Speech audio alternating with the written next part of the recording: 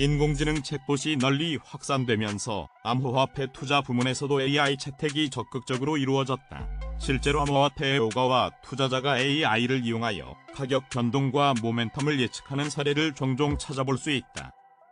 이러한 흐름에 따라 최근 암호화폐 프로젝트인 트레이드커브와 콜레터럴 네트워크가 대표적인 AI 챗봇인 챗GPT와 구글 바드의 검색량이 많은 것으로 관측됐다. 특히 중앙화 거래소와 탈중앙화 거래소의 특성을 혼합한 하이브리드 거래소인 트레이드커브는 챗GPT와 바드 사용자의 최다 검색 목록에 포함되었다. 그렇다면 챗GPT와 바드는 두 프로젝트를 어떻게 평가했을까? 먼저 콜레터럴 네트워크에 대한 챗GPT와 바드의 설명을 살펴보자. 콜레터럴 네트워크는 누구나 네트워크상에서 대체 불가능한 토큰으로 발행되는 실물 자산을 담보로 대출을 받을 수 있도록 구축되었다. 이를 바탕으로 유동성을 확보할 수 있다. 챗GPT는 콜레터럴 네트워크의 미래 가치에 대해 명확한 답을 제시하지는 않았다. 다만 전반적인 시장 모멘텀, 기술 발전, 플랫폼의 향후 발전이 성공에 기여할 수 있다고 언급했다. 챗GPT와 달리 바드는 콜레터럴 네트워크의 상승 전망을 낙관했다. 바드는 콜레터럴 네트워크의 사전 판매 종료 전 토큰 가치가 0.35달러에 도달하는 등 가치가 급등할 것이라고 내다보았다. 챗GPT와 바드는 콜레터럴 네트워크 외의 트레이드커브도 긍정적으로 평가했다. 챗GPT는 트레이드커브는 암호화폐 거래에만 국한되지 않고 모든 파생 상품도 지원한다라며 501부터 시작하는 높은 유동성, AI 연결 복구현을 통한 알고리즘 거래, -전액 보호 등 다양한 기능 덕분에 성공했다라고 설명했다. 또 사용자가 KYC 절차를 거치지 않더라도 예치된 암호화폐를 담보로 거래를 할 수 있는 국경 없는 플랫폼을 제공한다고 덧붙였다. 반면 구글 바드는 트레이드커브가 5월 29일 기준 자체 발행 토큰인 TCRB 토큰 사전 판매량 640만 6,912개를 기록하는 등 네트워크 규모가 100배 이상 증가할 수 있다는 부분에 주목했다. 바드는 TCRB 토큰 가치는 사전 판매 3단계에서 0.015달러에 거래되며 4단계에서는 0.018달러로 상승할 예정이라는 점도 설명했다. 이어서 트레이드커브는 초보자를 위한 전용 트레이딩 아카데미를 개설하고 보유량 증명을 구현한다. TCRB 토큰 사전 판매 기간에 2천만 달러를 모금할 수 있으며 첫 3개월 내에 10만 명의 사용자를 온보딩할 예정이라고 덧붙이며 트레이드커브를 2023년 암호화폐 세계의 최고 경쟁 프로젝트라고 진단했다. 최근 러시아 기업이 비트코인 등 탈중앙화 암호화폐의 합법화를 위해 러시아 정부의 도움을 요청하는 추세라고 비트코인.com이 보도했다. 러시아 기업가의 요청 사항은 이러한 요청은 러시아 비즈니스 옴부즈만인 보리스 티토프가 블라디미르 푸틴 대통령에게 제출한 연례 보고서에 포함되어 있다. 보고서의 권고안은 러시아 대통령 산하 기업가 권리보호위원회가 작성한 2023년 제재 및 구조적 변화에 따른 주요 비즈니스 문제라는 제목의 보고서에 명시되었다. 보고서의 저자들은 국제 결제에서 암호화폐 사용을 허용할 것을 촉구한다. 특히 해외 파트너와의 거래에서 암호화폐를 사용할 수 있도록 전용 법안을 통해 국경 간 암호화폐 결제를 합법화할 것을 제안한다. 또 국제 암호화폐 결제 합법화를 위해 암호화폐 거래 지위가 러시아 법률에 따라 결정돼야 한다고 주장한다. 한편 현재 러시아 하원은 암호화폐 관련 여러 법안을 검토 중이다. 암호화폐 뉴스 플랫폼 비트코인.com은 유명 경제학자 피터 쉬프가 미국 달러의 위기를 경고한 사실을 보도했다.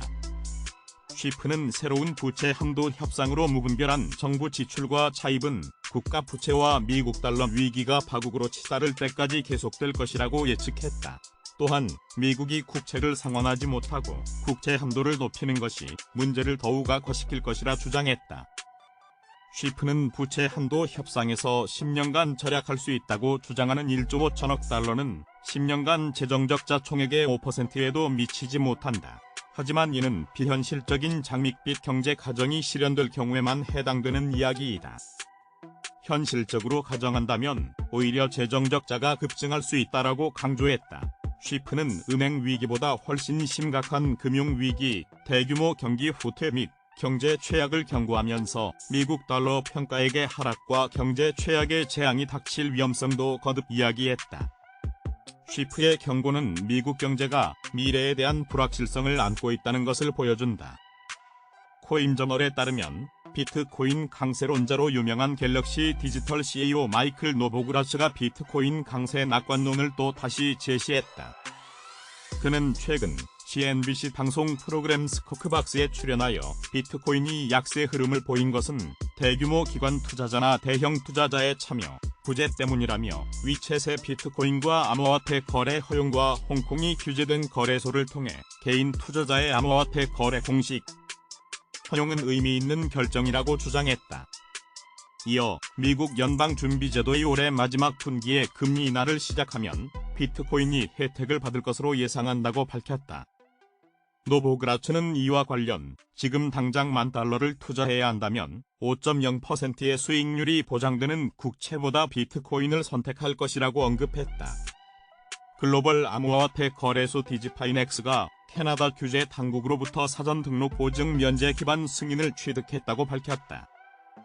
디지파이넥스 측은 이번 라이센스를 통해 규제 당국과 합의한 프로 조건에 맞춰 디지파이넥스가 캐나다에서 운영 가능해짐에 따라 캐나다 고객들이 디지파이넥스 플랫폼에서 암호화폐를 사고 팔 수 있게 됐다. 또한 홍콩에서의 라이선스를 취득하기 위해 준비 중에 있다고 말했다. 디지파이넥스의 크루는 2023년 3월에 규제 당국에 의해 공식 발표되었으며 향후 몇 달 동안 캐나다 정부로부터 완전한 승인을 받을 수 있는 일정한 경로와 일정을 가진 소수의 운영자 중 하나가 되었다. 거래소 측에 따르면 합의된 프로는 규제 당국과 길고 신중한 논의의 결과로서 캐나다에서 딜러 플랫폼을 운영하고자 하는 암호화폐 참여자들에게 중요한 규제 요건이 되었다. 디지파이넥스는 프로를 준수하기 위해 자금 세탁 및 테러 자금 조달을 방지하기 위한 엄격한 조치를 취하고 시장 조작 및 기타 부정행위로부터 보호하기 위해 적절한 위험 관리 절차를 마련해야 한다고 밝혔다. 디지파이넥스 측은 이러한 성과는 널리 퍼진 시장 및 규제 요구에 따라 사용자를 위해 안전하고 안전한 플랫폼을 제공하려던 노력의 결과라고 생각한다라면서 그동안 캐나다 시장을 항상 강조해왔으며 캐나다에 발은 허가된 딜러 플랫폼과 함께 업계에 자산 보호에 대한 새로운 표준을 설정하고 더 많은 투자자 및 거래자와 함께 할 것으로 기대한다고 말했다. 한편 2018년 설립된 디지파이넥스는 공인관리자 테트랍 트러스트와 파트너 관계를 맺고 공인관리자 솔루션에 액세스할 수 있다. 규제 심탁회사로서 테트라의 제품은 보험상품군의 유지보수를 포함한 강력한 통제를 포함한다. 또한 테트라의 파트너는 영국에 본사를 둔 보험회사로 이츠가 이끄는 신디케이트가 보증하는 포괄적인 고객 자산 번취의 보상을 유지하고 있다. 더불어 전 세계 규제 기관과 긴밀히 협력하여 규제 요구사항을 달성하기 위해 글로벌 컴플라이언스 운영에 전념하고 있다. 블록체인 플랫폼 운영사 넘즈 코퍼레이션은 정보의 비대칭성 문제를 해결하는 일환으로 넘버제로 프로젝트를 진행하며 그 첫 번째 스텝으로 넘즈 플랫폼을 런칭한다고 밝혔다. 업계에서 넘버제로 프로젝트는 정보의 비대칭성으로 인해 발생하는 문제들에 대한 해결책으로 주목받고 있다. 넘버제로 프로젝트는 고급 프로젝트 정보를 검증하여 유저들에게 제공함으로써 질 좋은 프로젝트를 소개하고 다양한 기회와 혜택을 제공하며 이는 사용자들이 효율적으로 정보를 취할 수 있도록 도움을 주고 블록체인 기술의 발전과 함께 더 다양한 참여 기회를 창출할 것으로 전망된다. 넘즈 코퍼레이션 관계자는 현재 블록체인 시장은 불안정한 상황에 놓여 있으며 선동, 날조, 조작 등 부정적인 요소들이 투자자들을 위협하고 있기에 넘즈 플랫폼을 통해 전문가 및 집단지성을 활용하여 프로젝트 정보를 포함한 시장의 이슈 및 정보를 검증하고 유저에게 전달하는 역할을 수행함으로써 유저들이 보다 신뢰성 높은 정보를 전달받을 수 있는 주요 플랫폼이 되도록 할 것이라고 전했다.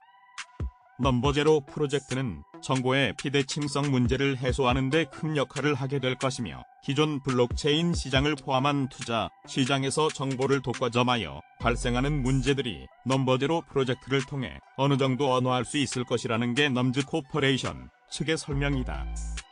넘즈 코퍼레이션 관계자는 넘버제로 프로젝트는 공공의 이익에 부합하고 사회에 기여 가능한 프로젝트를 지원하며 다양한 상호 니즈를 충족시키는 이벤트 및 기능을 포함하여 전문가 검증을 통해 안정적이고 성장성 있는 프로젝트 정보를 포함한 검증된 고급 정보를 유저에게 제공할 것이고, 유저에게는 다양한 이벤트에 참여하고 보상을 받을 수 있는 기회를 제공할 것이라면서 블록체인 시장 관련 정보뿐만 아니라 엔터, 스포츠 등 다양한 분야의 다양한 이벤트와 보상을 통해 유저들이 참여할 수 있는 동기를 부여하며 확장성을 최대화할 계획이라고 전했다. 이어 넘즈 코퍼레이션은 넘버제로 프로젝트와 관련하여 글로벌 투자기관 및 검증기관과 협력하여 컨소시엄을 구상 계획이 있고 곧 발표 예정이다라고 덧붙였다. 해외 금융계좌 잔액 합계액이 5억 원을 넘었다면 이달 말까지 계좌 정보를 신고해야 한다고 국세청이 1일 안내했다. 해외 금융계좌 신고 제도는 역외자산 양성화를 위해 2011년부터 시행됐다. 지난해 보유한 모든 해외 금융계좌 잔액 합계액이 매월 말일 중 어느 하루라도 5억 원을 초과한 거주자 및 내국법인이 대상이다. 기존에는 해외 계좌에 보유한 현금, 주식, 채권, 집합투자증권, 파생상품 등이 신고 대상이었지만 올해부터 코인도 추가됐다. 예를 들어 해외 거래소를 통한 비트코인까지 포함해 해외 금융자산을 5억 원 넘게 보유했다면 신고해야 한다. 가상자산의 경우 매달 말일의 종료시각 수량의 매달 말일의 최종 가격을 곱해 산출한 자산 가격을 기준으로 한다. 가격이 급등락하는 경우가 많아 대상자 해당 여부를 꼼꼼히 살펴봐야 한다. 금융위원회의 지난해 하반기 가상자산 사업자 실태조사 결과 국내 가상자산 사업자가 해외 가상자산 사업자로 출고한 금액은 19조 9천억 원에 달했다. 신고 대상자는 6월 중으로 보유계좌 정보를 홈택스, 손택스로 전자신고하거나 신고서에 기재해 납세지 관할 세무서에 제출하면 된다. 기한 내 신고 의무를 위반하면 미신고 금액의 최대 20% 과태료가 부과된다. 미신고 금액이 50억 원을 초과하면 인적사항 등 명단이 공개되고 형사처벌까지 가능하다. 일론 머스크 테슬라 최고 경영자가 도지코인 사기를 쳤다고 주장하며 집단 소송을 제기한 투자자들이 내부자 거래 혐의를 추가해 수정된 고소장을 제출했다. 가상화폐 투자자 키스 존슨 등은 지난달 31일 뉴욕 남부 연방법원에 제출한 고소장에서 머스크가 시장 조작과 내부자 거래를 통해 부를 축적했다고 주장했다. 고소장에 따르면 이들은 머스크가 직접 시장을 조작했을 뿐 아니라 다른 사람들을 이용하기도 했다며 트위터에서 영향력 있는 인플루언서들에게 머스크와 도지코인 등에 대해 긍정적인 논평을 하도록 돈을 지불했다는 혐의도 제기했다. 아울러 머스크 개인 소유의 도지코인 지갑뿐만 아니라 테슬라가 관리하는 도지코인 지갑 등 여러 창구를 통해 코인을 거래했다는 점도 내부자 거래의 근거로 제시했다. 이들은 머스크의 도지코인 시세 조작 사례 중 하나로 지난 4월 트위터의 파랑새 로고를 도지코인의 상징인 시바 겸 로고로 교체한 일을 추가했다. 당시 트위터 로고 교체 직후 도지코인 가격이 30% 이상 폭등했는데 사흘 만에 원래 상태인 파랑새로 돌아오면서 도지코인 가격은 다시 급락했다. 머스크는 지난해 10월 트위터를 인수한 뒤 트위터 로고 교체에 관해 아무런 언급을 하지 않았으나 이미 2021년부터 도지파더를 자처하며 도지코인을 띄운 바 있어 일시적인 트위터 로고 교체 역시 그가 주도했을 것으로 추측됐다. 투자자 키스 존슨 등의 집단 소송은 지난해 6월 처음 제기됐다. 소송을 제기한 이들은 머스크가 개인적인 이득을 취하기 위해 도지코인을 홍보했다며 도지코인 가격 급등락에 따른 투자자들의 손해를 배상하라고 청구했다. 손해배상 청구액은 2,580억 달러에 달한다. 이에 맞서 머스크 측은 이들의 주장이 사실이 아니라며 소송을 기각해달라는 요청을 법원에 제출했다. 앞서 지난달 월스트리트저널에 따르면 머스크는 영국 런던에서 열린 최고 경영자 서밋에 참석해 나는 암호화폐를 사거나 도지코인에 베팅하라고 누구에게도 조언하지 않는다고 밝혔다. 그러면서 내가 도지코인을 좋아하는 이유는 최고의 재미와 개가 있기 때문이라고 설명했다. 코인마켓캡에 따르면 오리지널 밈암호화폐이자 시가총액 8위 암호화폐인 도지코인은 2일 오전 9시 11분 현재 기준으로 지난 24시간 전 대비 0.21% 하락한 0.07153달러에 거래되고 있다. 이는 일주일 전보다 11.38% 급락한 가격이다. 금값이 최근 하락세에도 여전히 너무 높지만 장기적으로는 매력적이라고 시장 전문가들이 전망했다고 블룸버그 통신이 31일 보도했다. 이에 따르면 연방준비제도가 금리 인상을 중단할 것이라는 예측으로 촉발된 금값 상승세는 5월 초 사상 최고가에 근접했으나 이후 하락세로 돌아섰다. 하지만 여전히 지난해 9월 저점 대비 20%나 높은 상태다. 현재 시장에서는 중앙은행들이 통화 긴축 정책을 완화하는 시점과 선진국 경제가 경기 침체를 피할 수 있을지에 대한 전망이 갈리고 있다. 세계적인 채권운용사 PIMCO의 한 임원은 선진국 시장이 완만한 경기 침체를 겪을 가능성은 상당히 높고 연준의 긴축 사이클이 거의 끝나가고는 있지만 추가 금리 인상도 배제할 수 없다고 지적했다. 현재 전 세계가 화석연료에서 신재생에너지로 전환하고 있어 중앙은행들이 탈세계화와 탄소 중립 등 친환경 정책이 물가 상승을 유발하는 것을 의미하는 그린플레이션에 직면해 금리 인하에 어려움을 겪을 수 있다는 것이다. 그는 이런 점을 감안할 때 현재 금값은 최근 하락에도 여전히 너무 높다고 평가했다. 퍼시픽 투자운용앤에너지 원자재 담당 펀드 매니저 그레그 쉐어나우도 금값이 단기적으로는 추가 하락 가능성이 있다고 내다봤다. 그는 금값이 미국 물가연동국채와 비교해 다소간 고평가돼 있다면서 팁스가 현재 다양한 자산 포트폴리오 가운데 이자를 창출할 수 없는 금보다 높은 가치를 가진 것으로 볼 수 있다고 설명했다. 쉐어나우는 그러나 장기적으로는 중앙은행들이 달러에서 벗어나 보유자산 다각화를 추진하고 있어 금값의 장기 전망은 밝다면서 중앙은행들은 최근 금값 지지에 일조하는 등 이미 상당한 관심을 가지고 있다고 전했다. 이창용 한국은행 총재가 1일 서울 중구 한국은행에서 열린 2023년 BOK 국제 컨퍼런스 오프닝 세션에서 나라야 나코첼라 코타 교수, 토마스 사전트 교수와 정책 대담을 하고 있다. 미국 미니애폴리스 연방준비은행 총재를 지낸 나라야 나코첼라 코타로 체스터대 교수와 2011년 노벨 경제학상 수상자인 토마스 사전트 뉴욕대 교수가 미국의 금리 인상 필요성을 강조했다. 두 교수는 1일 서울 중구 한국은행에서 열린 팬데믹 이후의 정책과제 국제 컨퍼런스에서 이창용 하는 총재와 대담하며 오는 14일 미국 연방준비제도가 정책 금리를 올려야 한다고 주장했다. 코첼라 코타 교수는 사람들이 인플레이션이 다시 2% 내외에서 안정될 것으로 믿게 하려면 그냥 기다릴 시점이 아니다라며 따라서 현 시점에서 올바른 질문은 올릴지 말지가 아니라 0.25%포인트 인상인지 0.50%p 인상인지가 돼야 한다고 말했다. 그는 만약 금리를 인상하지 않는다면 연준이 금융시장 불안에 대해 우려하고 있다는 신호가 될 것이라고 덧붙였다.